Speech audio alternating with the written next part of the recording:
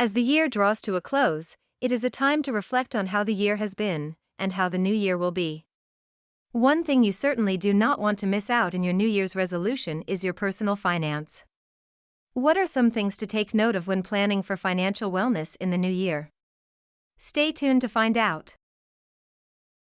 The first thing you want to take care of in the new year is to build up that emergency fund.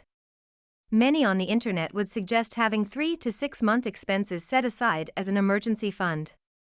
Well, I would say the amount largely depends on your current situation. What do I mean by that? Firstly, do you have any dependents? Any children, elderly parents, or pets? If you have anyone for whom you are financially responsible, you might want to set aside a higher amount in case of a loss of income. Second, are you renting or are you paying a mortgage? If you are renting, you could be a bit more flexible and hence may not need as much set aside for an emergency fund. However, if you are a homeowner and have an open mortgage, you should set aside a higher amount to tie you through any difficult period. Thirdly, are your skills in high demand? If your skills are highly replaceable or are not high in demand, you might want to set aside a little more in your emergency fund.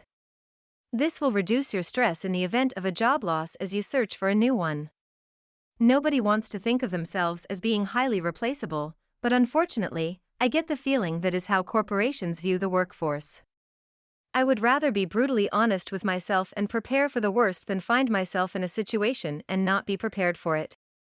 If you are self-employed, how is your cash flow looking like? Are you able to meet your obligations if your clients fail to pay for a substantial period? Are you able to engage a new client in a relatively short period of time? All these considerations will give you a clue of how long you could go without an income and the number of months of expenses to set aside. Now, let's talk about emergency fund versus sinking fund. Are they the same thing? If I already have an emergency fund, do I still need a sinking fund? Arguably, yes. But how do you classify an emergency? Is a car repair an emergency or should it come out of your sinking fund? Personally, for items that have a certain shelf life, and I know somewhere down the line they would require some repair or replacement, I would put aside some amount every month to cater for the repair or replacement. This helps me avoid any nasty surprises. If the item breaks down before its due date, and I need it urgently, then I might need to dip into my emergency fund. But as a rule of thumb, try to keep your emergency fund as the last line of defense and avoid dipping your hand into it for every small inconvenience. For the coming year, we would set aside about $5,000 to $7,000 for this category, because we have some things in the house that require repair. Next, insurance.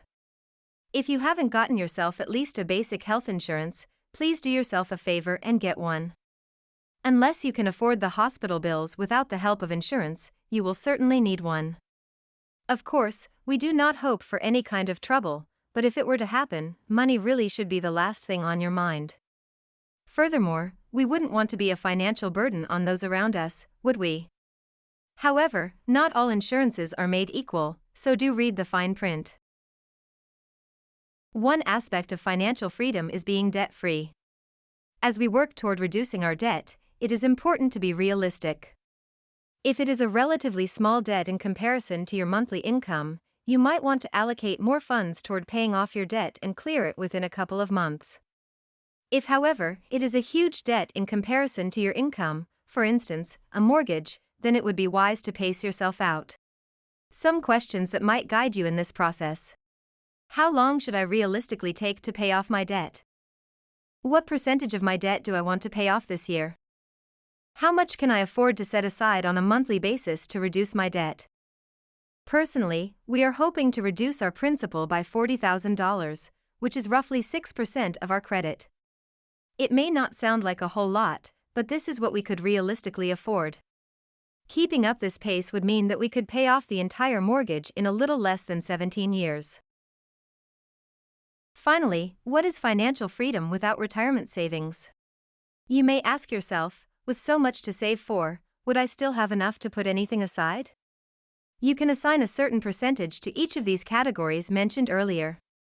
For instance, 15% of your take-home income for your emergency fund, 3% for your sinking fund, 5% for debt reduction, and 7% for retirement. That would roughly be 1/3 of your disposable income dedicated to savings. If that is still too much, adjust it to fit your needs. You don't need to save up the entire emergency fund in a single year. I understand that it can be quite daunting. The important thing is to start somewhere. Consistency is key.